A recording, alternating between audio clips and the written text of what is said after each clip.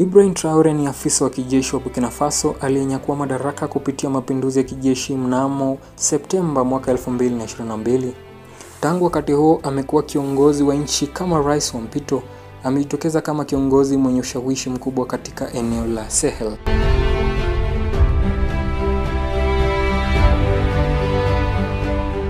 Maisha awali ya Ibrahim Traore. Traore alizaliwa tarehe 14 Machi mwaka 1988 katika kijiji cha Kera, wilaya ya Bundok, mkoa wa Mohon, Burkina Faso. Alipata elimu ya msingi katika eneo hili, kisha akaendelea na elimu ya sekondari mjini Bobo Dioulasso. Mnamo mwaka 2006 alijiunga na chuo kikuu cha Odegas kusomea jiolojia. Wakati wa kusoma kwake alijihusisha na vikundi vya wanafunzi wa Kiislamu na pia chama cha wanafunzi wa mrengo wa kushoto Association Nationale des Etudiants de Burkina Faso, ENEB, ambapo alijulikana kuwatetea haki ya wenzake.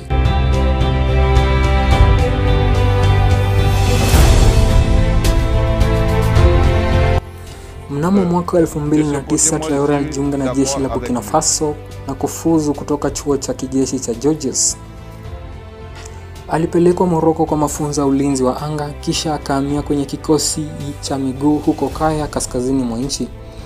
Mnamo mwaka 2014 alipandishwa cheo na kuwa luteni na kujiunga na kikosi cha kulinda amani cha MISMA nchini Mali. Alirejea nyumbani na kushiriki katika operesheni dhidi ya waasi wa Kiislamu katika eneo ya Djibo na operesheni ya Optanui ya mwaka 2019. Mnamo mwaka 2020 alipandishwa cheo na kuwa kapteni.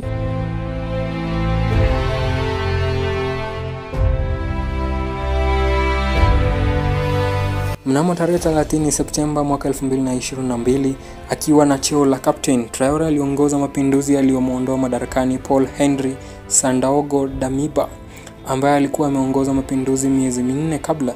Traore alieleza kuwa sababu ya mapinduzi hayo ni kuwa Damiba alikuwa ameshindwa kukabiliana na waasi wa Kiislamu unaoendelea nchini.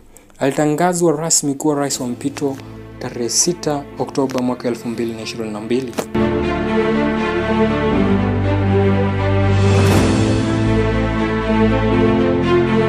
Tangu kuchukua madaraka, Traore alijitokeza kama kiongozi mwenye msimamo mkali na kupinga ushawishi wa nchi za magharibi, hasa Ufaransa, na kuendeleza ushirikiano wa mataifa kama Urusi na Uturuki. Mnamo Februari mwaka 2023 aliamuru kuondoka kwa vikosi vya Ufaransa vilivyokuwa vikisaidia katika vita dhidi ya waasi. Aidha, alisaidia kuanzisha muungano wa nchi wa Sahel Alliance of Sahel State pamoja na Mali na Niger, akilenga kuimarisha usalama wa kikanda na kupunguza utegemezi wa mataifa ya magharibi.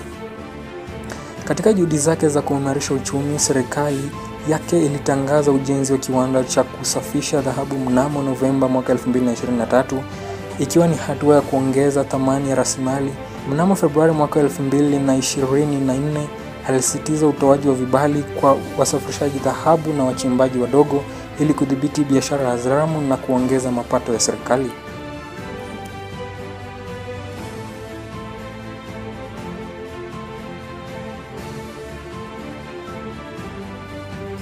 Utawala wa Traore umekosolewa na mashirika ya haki za kibinadamu kwa madai ya ukiukaji wa haki za kibinadamu, ikiwa ni pamoja na mauaji ya raia na ukandamizaji wa uhuru wa vyombo vya habari.